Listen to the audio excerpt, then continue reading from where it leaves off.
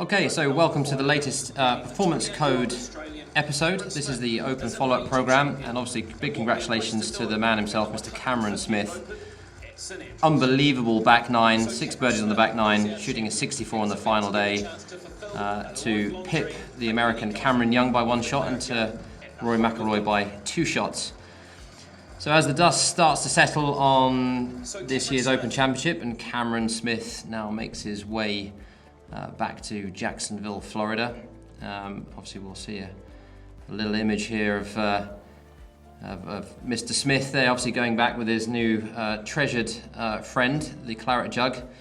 And quite interestingly, again, trying to grind it out like all of us do with the lovely overhead lockers, the overhead bins on the aircraft, trying to get that guy to fit in that locker. Looks like he's having a fun time in doing that. We're going to go through on this show Cameron Smith's putting. We'll also actually go through Rory's putting a little bit later on. Before we go through the highlight reel, which was absolutely amazing on Sunday, let's just cast our minds back first to Cameron Smith's putting on the Saturday. So we've got a little post here, I think, which really encapsulates it very well. So didn't have a great day, didn't have a great round, shot 73, didn't hole anything. But I think this is a really good message to a lot of young players out there. Again, he didn't panic, didn't reinvent his stroke, didn't change his putter grip, didn't change his putter even, just accepted it, moved on. That's just how golf is. Went out there and obviously the following day did what he did. All right, so let's see the man himself in action. So he's already made, where are we now? 10, birdie 11, 12. This is Cameron now putting at the 13th hole for yet another birdie. Again, nice little 20-foot putt. Perfect speed, pours it straight into the middle. Probably about a 2% break on that one. Now he's on the 14th hole. So he's hit 2 really good shots just over the back of this par 5. Quite a ridge to go up. Obviously the ball will work its way off to the right. He's calculated that very well. Now goes down the hill, back and curls towards the left. Really good speed. Perfect speed, and leaves himself a very easy tap in for his 5th birdie in a row. That's where he's really starting to take almost in some ways a bit of a stranglehold on the tournament. I think he was tied with Rory at the time, but that was very much him, I think, putting his mark and almost creating a little bit of leaderboard pressure for the guys behind. Now let's go ahead to the 17th. So good drive, not a great second shot, left himself in a tricky position, thought about chipping it, didn't. Just was happy and was very trusting in his own skills, knew if he could get it within 20 feet, he had a good chance of holding it. And guess what? Perfect speed again, middle of the hole, very calm, no real emotions, gets himself to the 18th, fantastic drive. Said that was one of his best drives of the tournament. It was quite a tough ask for him to get up there in one. Obviously not, it's fairly decent in terms of length, but not one of the longest.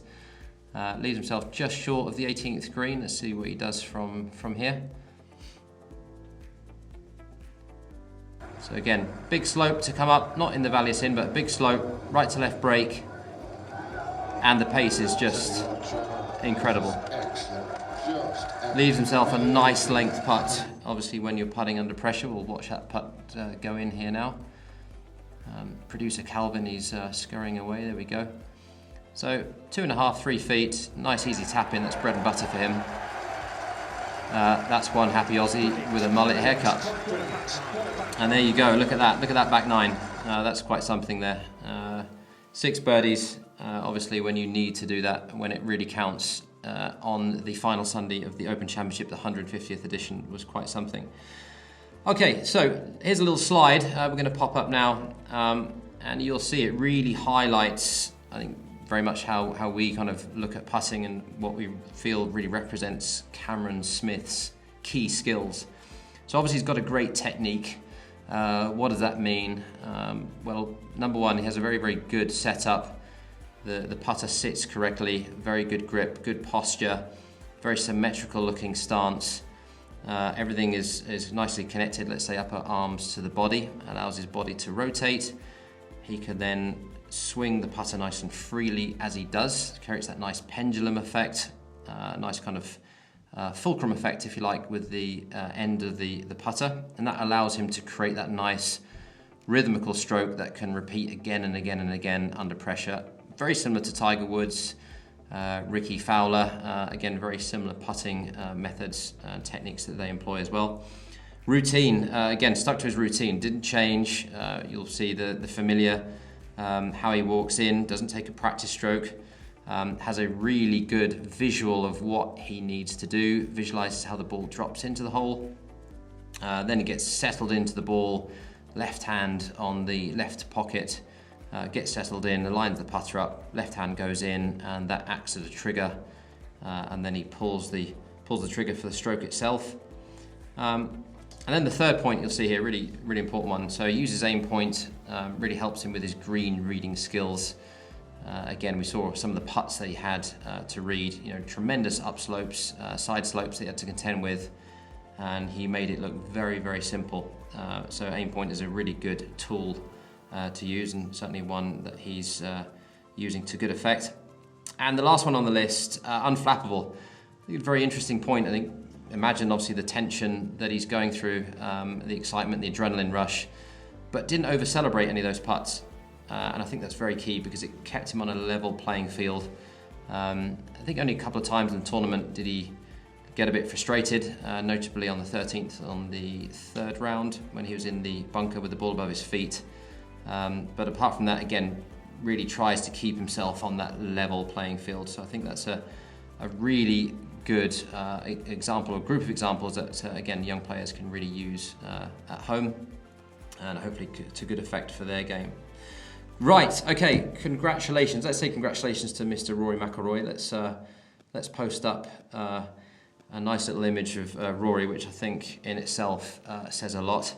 And it shows you Rory's consistency this year in the majors, how he's finished 2nd, 8th, 5th and 3rd. I think we should have that coming up now up on the screen. And a bit of a technical hitch here, ladies and gentlemen. Thank you, Calvin. We've got that nicely up. So as we're saying, 2nd in the Masters, tremendous last round, hold the bunker shot, had his chances in that tournament. PGA Championship as well, was very much up there, fell back to 8th place. Likewise with the US Open, obviously won by Matt Fitzpatrick. And as we know from Sunday, was really leading the Open going into the last round, and majority of the last round. So very, very impressive. And I think actually the next slide probably even backs that up even more. I think when we see Rory's score to par in the majors this year, 29 under par, with Will Zalatoris in 2nd place, 8 shots back. Only 3 players in double digits under par, 4 players in total under par, and again, look at the names that are behind him, and Rory has very much lapped them this year. So he's quite an emotional lad, Rory. I think that's why he's so endearing to so many people, along with the style of game that he has, which is obviously very impressive to watch. But Rory, if you're listening to this, congratulations from all of us. I think you've done amazingly this year, and I'm sure if he keeps doing what he's doing, and I think he alluded to this as well, if you keep knocking on the door, the doors will open. So that, I think, leads nicely into a little interesting slide that we have, which is a little data comparison between Cam Smith's putting and Rory's putting.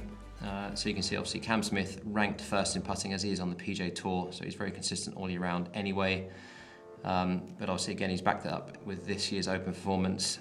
Rory ranked 29th. Doesn't seem terrible, but as we've seen, it really has made the difference.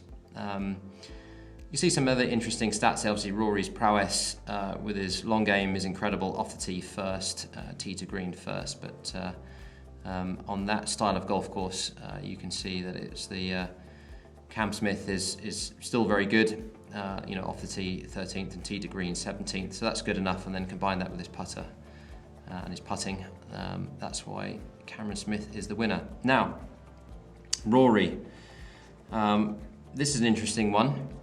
If you cast your mind back to the 2011 US Open, so that's Rory's 1st major title. You can see that on the top of the screen. It's got a really nice Scotty Cameron Newport. So that's what we call a bladed style putter. It has more toe hang. So if you were to balance the club here on your fingertips, the toe end of the club would balance downwards.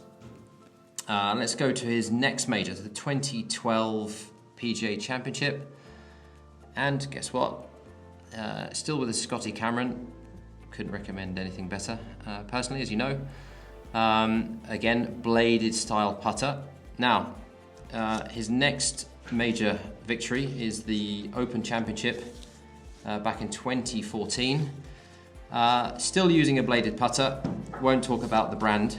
Not the best, but nonetheless, it was a bladed putter. So again, it very much suited his putting style.